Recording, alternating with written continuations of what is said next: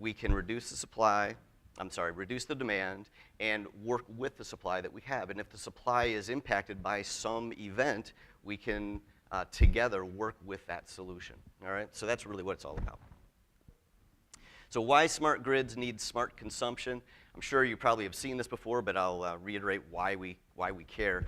Smart grids need smart consumption because, frankly, we have 40% of the worldwide energy consumed in buildings, and CO2, unfortunately, is being developed, well, created by our buildings as well. So those two factors clearly necessitates a response. And then if you look at a theoretical building, so let's see what we could do. Oops. Let's see what we could do with a theoretical building. First of all, two-way communication with utilities. Again, we have these intelligent buildings intelligent systems in an intelligent building, but how do we draw the link to the utilities themselves? And we have those capabilities now with an automated demand response type of solution, for example. We also have real-time pricing solutions that we can also offer. So with real-time pricing information, demand response types of information, now all of a sudden you start having the variables covered that you need to make really intelligent decisions. Proactive energy usage management. If we can be more proactive, I always say that's entirely much more beneficial than being reactive all the time, and certainly that's true here with energy usage. On-site energy generation, as there are more buildings with the ability to create their own power, that certainly is going to help this formula. Storage capacity. Storing energy is something that I think we'll continue to see a lot of development in that area. Today, of course, we have ice storage capabilities. Anybody have ice storage in their facilities? No? Okay. You do? Yep. So that's something that's a classic example, I would say. But the whole point of that is creating energy when it's cheapest, right? So if we can create energy when it's cheap and then store it and use it when it's expensive, that's a far more efficient solution. And then active information management is really about bringing all those top 4 items and having them work together. So the benefits of leveraging a smart grid and local programs. I was talking to a large university in Chicago just the other week, 2 weeks ago, and they were in for some training, and they relayed a great story to me, which is that just this past summer they had a demand response initiative in Chicago, and the issue was they were essentially going to absorb much higher rates unless they went through a demand response initiative. So they did, and they had several buildings. It's a fairly large campus, and they had some buildings that were fairly well automated, fairly well integrated. It took just 1 or 2 people to go through that demand response and cut down the energy that was demanded by that building and relatively quickly deal with that demand response in a positive fashion. But then they had a couple other buildings that unfortunately were not as well tied in, not as well automated, not as well integrated. So to Ben's point, when you have a lower formula, if you will, for automation and integration, you cannot deal with those types of situations very, very easily. It took them much longer with a lot more manpower to deal with that particular situation. So that's real world example in Chicago, my hometown. So, but point on this slide is you have a couple of options when it comes to demand response. You can either go through a permanent reduction of your power demand. You can do that in a couple different ways, more intelligent solutions when it comes to the controllers themselves, maybe using adaptive control capabilities where essentially your loop tuning is happening as mechanical equipment changes and as the outside conditions change. You can also go through peak demand reduction just in a shaving of the top type of scenario, which is essentially what happened with the Chicago example. And then, of course, you can go into load shifting, where you shift the load to off-peak hours. So early mornings, late afternoons and evenings, when power is more available, less expensive, you're going to gain some benefit by creating power then. But of course, you have to deal with that peak initiative. That's the kicker. All right, so establishing a practical plan. How do we go forward and establish a practical plan? So first off, I would say there's 3 steps. The first step is evaluate and plan. Take a look at your organization, your corporate values. Take a look at your, yesterday I had a session on integration. I talked about a master facilities plan. Effectively, a master facilities plan, I think, should incorporate some concepts of this type of initiative. Even if it doesn't really, isn't really come to fruition yet, there are still some great capabilities that we can make happen today. So take a look at your corporate values, the risk-reward scenarios, your utility environment that you are in, local programs. You know, I would certainly encourage you to reach out to your local utility and see what programs there are. A lot of the utilities are very transparent with the programs that they have. They can tell you exactly what programs they have available and how to participate. So reach out to your local utilities. They're usually more than happy to participate. Establish a baseline and benchmark. Talk to your neighbors. Talk to the fellow buildings in your area. See if you can establish some benchmarks, because benchmarking is really key. Those of you that have gone through LEED know that benchmarking is pretty critical to that whole formula. It can be very valuable in this case too. And then interactive audits. You know, catalog your equipment, understand what you have, understand the regulatory requirements. Obviously, sometimes those come into play when you're dealing with demand response issues. Sometimes if you're a highly regulated building, you may or may not be able to deal with some of these demand response. You may just have to absorb higher rates, but take those into account. So build the infrastructure is the second step. From an infrastructure perspective, I always like to say that the foundation is certainly the integrated building that Ben talked about. So bringing together the lighting control solutions, the building automation, the HVAC, that's the typical low-hanging fruit. You always want to have intelligence in those systems, because otherwise you're really going to have a difficult time dealing with the smart grid concepts as they become real. So you have this demand on the building. You have ways to permanently reduce that demand in the building through higher levels of intelligence and automation and integration. And then you also have the ability to provide those peak management, peak demand response types of solutions, the automated demand response solutions. Those are certainly available. And then we get to on-site generation of the power, and then, of course, the storage of that power. And then finally, the transparency of the power information itself. Power metering is always important in this formula, because if you don't have power metering, it's going to be very difficult to understand that baseline, which we talked about. Establishing a baseline is extremely important. So and the good news is power metering is becoming much more common, and it should continue to be much more common. Ben talked about dashboards, and I'm going to talk about that as well. Really important to have power information in your dashboard, because otherwise you really don't have a clear picture of what's happening in your building. So then what type of response options do you have for your facility? You have a manual solution. Remember I talked about the Chicago example, and they had a couple buildings that weren't very well integrated and automated, so essentially that's what they were doing. They were switching things off manually. Not a lot of fun, takes a lot of manpower. You might skip steps, you might skip equipment. It's just a very inefficient operation, but it's one option. The second option is a pre-programmed control strategy of some sort.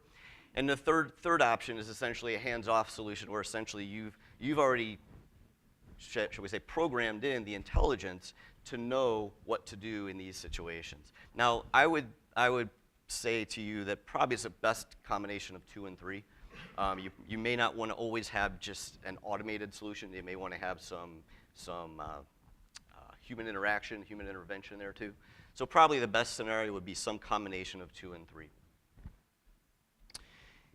And then we have the third action, which is operate and continually improve on your building. Oops, a little fast.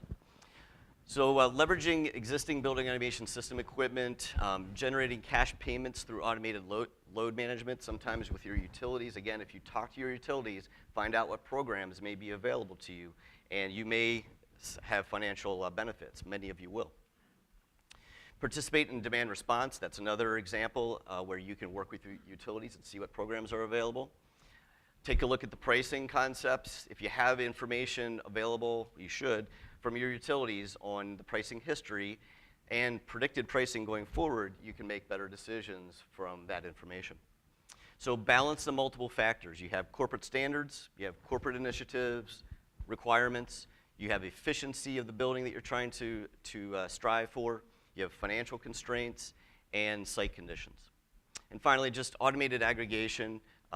Really, that's a concept where if you can work together with your utilities and build a group of consumers like consumers, you have better purchasing power and better information for yourself.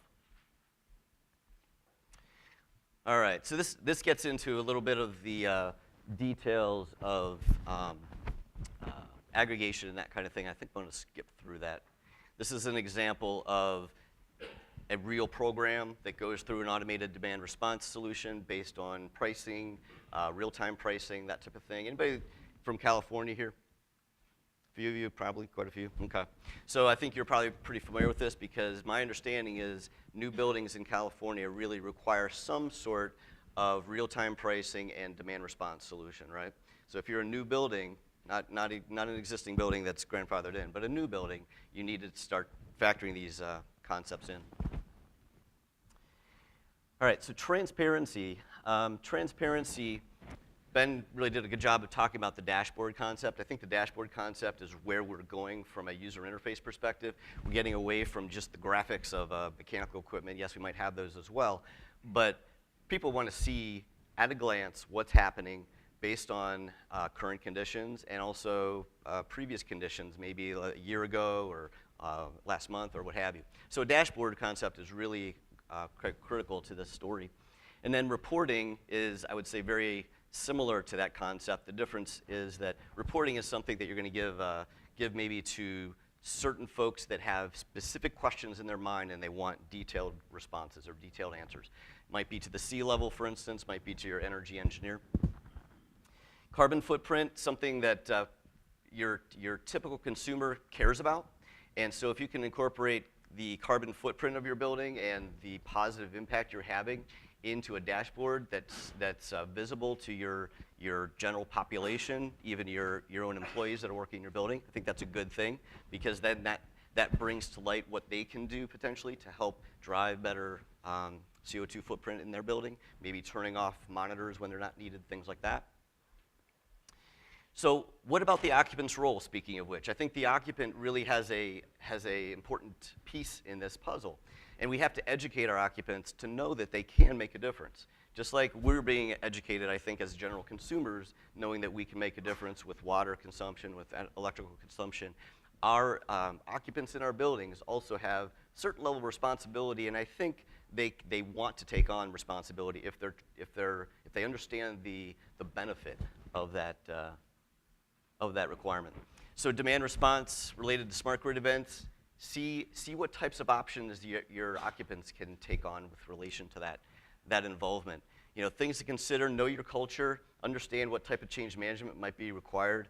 Certainly, change management is always tough, but on the other hand, like I said, the general consumer is getting more and more aware of these topics. So therefore, I don't think it's a stretch to believe that our occupants will also understand the concepts we're trying to drive.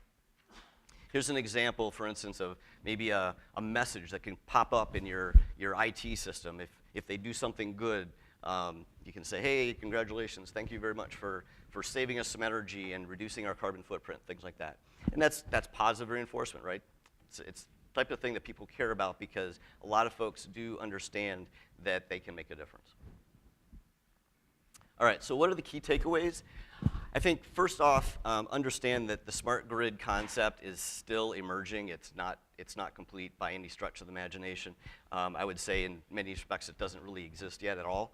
But we are taking steps to making it happen. There's baby steps being made, and I think we all have the opportunity to continue on that path in an aggressive fashion. And it starts with what Ben talked about, the fully integrated automated system, trying to push that envelope, because that'll provide that foundation that we referred to for the truly intelligent smart building concept.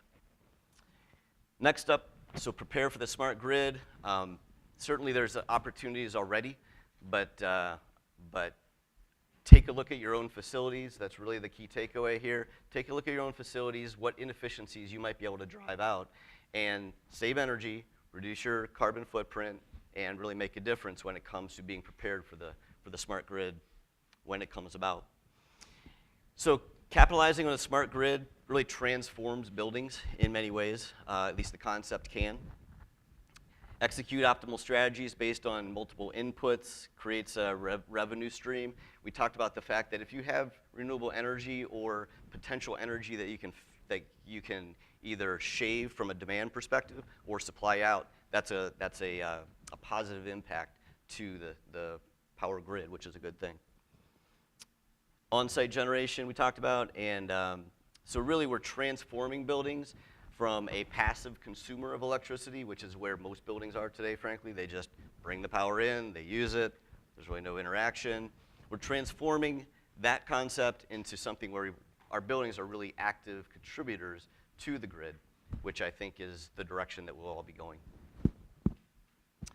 So thank you very much, and I think we'll have a couple minutes for some questions if we have any. Yes?